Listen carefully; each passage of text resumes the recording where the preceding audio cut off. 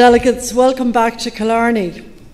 And I have to say to Arthur Spring that this morning in Fitzgerald Stadium I saw Sam again for the first time in a couple of months. And all I can say, while it was great to see Sam and Kerry, it'll be even better when it gets back to Dublin. So we'll see you on Sunday. So welcome back everybody to Killarney. The last year has been one of remarkable breakthrough for Ireland and a year of change for me as well. It's a great honour to stand before you as party leader, because part of me is still the young mother in the late 1980s who lacked the confidence to run for office until Dick Spring persuaded me otherwise, and a lot of other women then as well. But one thing I never ever lacked belief is in this great party of ours. I stand here tonight as proud as I've ever been to be a Labour Party member, because once again the Labour Party has risen to the challenge of rescuing our country in a dark and difficult hour. In government we're driving an extraordinary economic recovery that is gaining real momentum. We're getting our people back to work at a rate of 3,300 new jobs every month. Wages are on the increase too. We've created the room to invest in our public services again. The shadow of crisis has passed, and a better Ireland is now firmly within our reach. The Labour Party has been absolutely central to this turnaround, but we've much more work to do to secure the recovery and spread the benefits. Renewed prosperity means raising people's living standards, and that's our job now. 2014 was a tough and a turbulent year for us as a party. And I'm here tonight to say that there is a clear path to our revival. I want to talk a little about my twin objectives as leader: to build social recovery and deliver opportunity for all, and to achieve a second successive term in government for the first time in our history.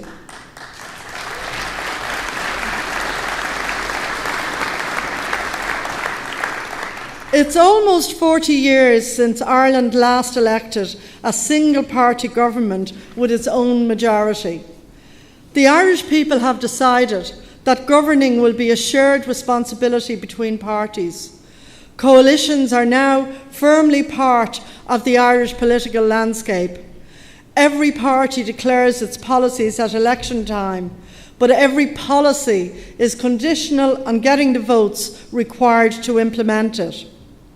Your voice in government is only as strong as the voting strength that lies behind it. So our task is not to win a second term alone. It's to have sufficient strength to make our presence felt, just as we have done and are doing in this government. Conference offers us the opportunity to take stock of what we have done and what we have yet to do.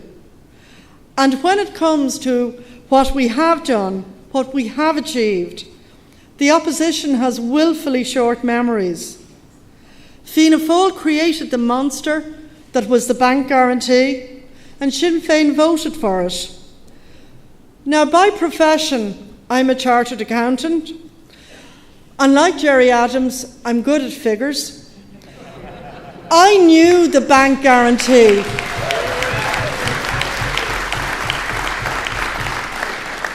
I knew the bank guarantee was a bust, and I shouted that from the rooftops.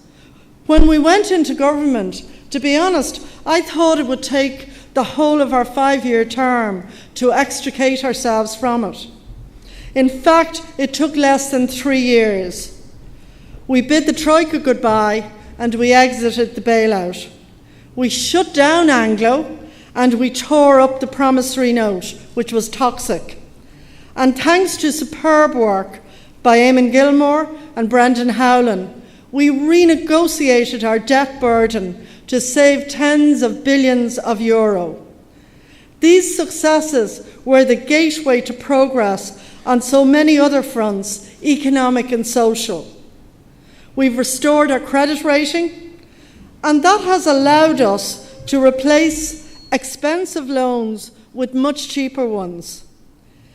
In the original Fianna Fáil Troika document, the projected cost for serving the national debt this year was 11.3 billion, and we've managed to cut that by 4 billion. That's why in the budget we were able to begin the process of raising living standards. Another 80,000 low-paid workers removed from the universal social charge, 33,000 workers removed from the top tax net, child benefit increased, the Christmas bonus partially restored, and new schemes to ensure individuals and families are better off when they leave welfare to return to work.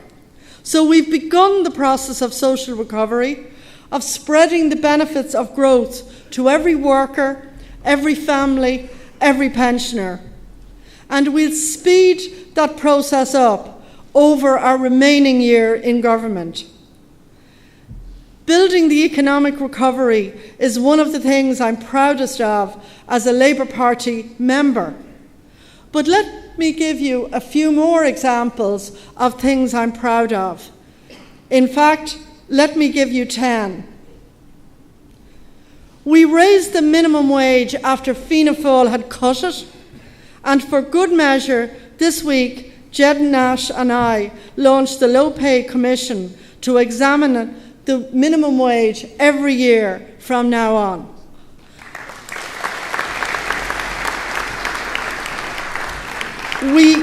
We protected the weekly pension and other core welfare rates.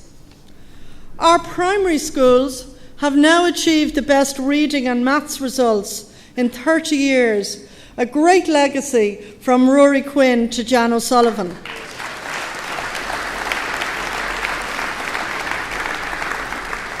Alan Kelly has secured a record $4 billion investment package for social housing.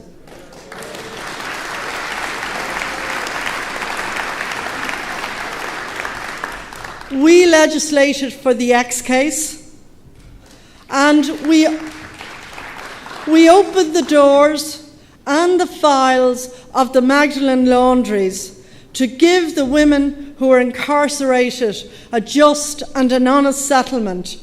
And now we're shining the same light on the mother and baby homes.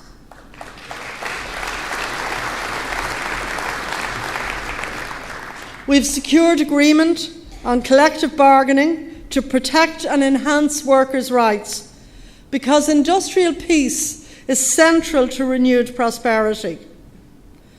We've introduced groundbreaking legislation to protect whistleblowers, regulate lobbyists, and enhance freedom of information, all vital measures to safeguard our democracy. Alex White is building on the excellent work of Pat Rabbitte to deliver high-speed broadband to every part of the country. We've helped to achieve a hard-won deal in Northern Ireland to extend political stability and take another step towards lasting peace and prosperity. I could list another 10 things, such as securing the referendum on marriage equality, but I think you get the point. We've plenty to be proud of, and we've plenty more to do as well, such as delivering real and substantial improvements in our health service.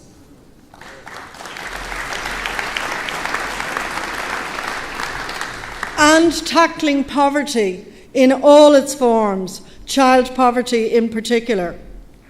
The work on social recovery has only just begun.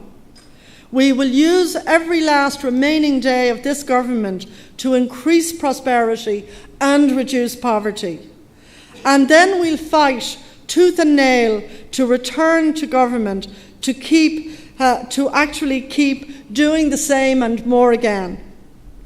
Now, the fight for a second term will take all of our skill, all of our energy, and all of our courage. It's going to be tough, but it's a fight we embark on with the utmost conviction. Conviction in the core values of our party, conviction in our proven ability to deliver jobs and opportunity, in our proven ability to deliver social gains and improve equality. We must take that conviction to the doorsteps. Every one of you in this room, every one of us in this room is going to be central to that task. It will happen. It will happen if we make it happen, working together and winning together for all our people. Thank you.